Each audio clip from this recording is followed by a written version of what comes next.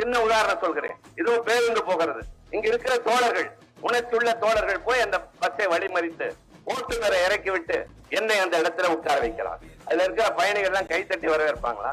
யார் நீங்க எல்லாம் ஏதாவது தேர்தல் பிரச்சாரம் ஓரமா நடத்துங்க, வண்டியை நிறுத்துனீங்க, ஒழுங்கா ஓட்டி வந்தவரை இறக்கி விட்டீங்க, இவரை கொண்டாந்து ஏன் உட்காந்து வச்சீங்க அப்படின்னா உடனே இங்க இருக்கிற KN சேகரன் சொல்றாரு, அவரை தெரியாதா? திமுக துணை பொதுச் செயலாளர். சரி, அதுக்கு என்னப்போ? அவர் MABL படிச்சிருக்காரு. சரி, நாடாளுமன்றத்துல 5-6 முறை போயிருக்காரு, நிறைய பேசியிருக்காரு. அதெல்லாம் சரியா? பஸ் ஓட்ட தெரியுமா தெரியாதா?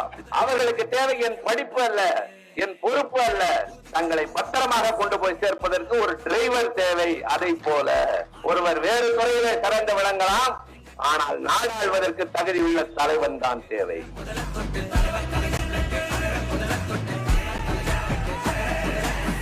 நாட்டு அரசாங்க இயந்திரத்தை சரியாக நடத்த வேண்டும்.